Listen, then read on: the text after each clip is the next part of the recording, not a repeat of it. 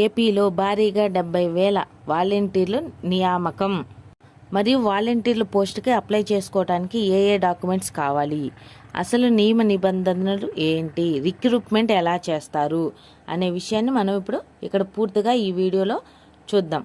Skip చేయకుండా చివరి వరకు చూడండి. మీకు కానీ ఈ కంటెంట్ నచ్చినట్లయితే కంపల్సరీ లైక్ చేసి నా ఛానల్ని సపోర్ట్ చేయండి. ఏపీలో మొత్తం వాలంటీర్ల సంఖ్య 2,54,832. ఇందులో ప్రస్తుతం 1,26,659 మంది పనిచేస్తున్నారు.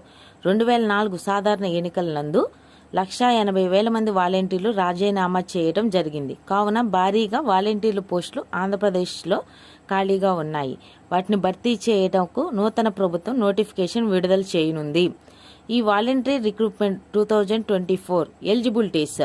ప్రస్తుతంగా వాలంటీర్లు గతంలో 10వ తరగతి అర్హత ఉంటే ప్రస్తుతం దాన్ని ఇంటర్ లేదా డిగ్రీ వరకు పెంచుతున్నారు అని నూతన ప్రభుత్వం భావిస్తున్నట్టు సమాచారం ఉంది. అఫీషియల్ సమాచారం కోసం మరికొంత సమయం వేచి ఉండాల్సి ఉంటుంది.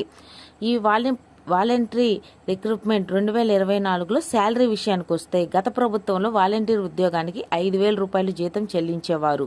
నారా చంద్రబాబు నాయుడు గారు ఎలక్షన్ సమయంలో వాలంటీర్ పోస్టుకు 10,000 రూపాయలు జీతం ఇస్తానని చెప్పడం జరిగినది. దానికి అనుగుణంగా నూతన నియామకాలు తరువాత 10,000 రూపాయల వరకు జీతం పెంచడం జరుగుతుందని సమాచారం తెలుస్తుంది. ఏపీ వాలంటీర్ రిక్రూట్మెంట్లో కావాల్సిన documents: 10th are inter or degree certificate, Aadhaar card, cash certificate, bank passbook and passport size photo. ఈ రిక్రూట్మెంట్కి సెలక్షన్ ఏ విధంగా చేస్తారు? ఏపీలో నూతన వాలంటీర్ నియామకానికి సంబంధించి చాలా మందికి ఉన్న సందేహం, ఈ ఉద్యోగాలను ఎలా ఎంపిక చేస్తారు? గతంలో మాదిరిగానే ఇంటర్వ్యూలు నిర్వహించి ఈ పోస్టుల్ని భర్తీ చేసే అవకాశం ఉంది. అయితే ఈ వాలంటీర్కి ఎన్ని హౌస్లు అలాట్మెంట్ చేస్తారు? గతంలో ఒక వాలంటీర్కి 50 ఇళ్లను కేటాయించేవారు. నూతన ప్రభుత్వ వివరాల ప్రకారం 300 సిటిజన్కి లేకపోతే 300 ఇళ్లకు గాను ఒక వాలంటీర్ని కేటాయిస్తారు అనే సమాచారం కూడా ఉంది. అఫీషియల్గా పూర్తి సమాచారం వచ్చే వరకు ఎన్ని ఇండ్లను కేటాయిస్తారు అనేది ప్రశ్నార్థకంగా మారింది. అయితే ఏపీ వాలంటీర్ రిక్రూట్మెంట్లో ఎన్ని వేకెన్సీస్ ఉన్నాయి? మొత్తం వాలంటీర్ ఖాళీలు 1,00,000 వరకు ఉన్నాయి. కానీ ప్రస్తుత అవసరానికి తగ్గట్టు 70,000 ఖాళీలను భర్తీ చేసే అవకాశం ఉన్నట్లు సమాచారం.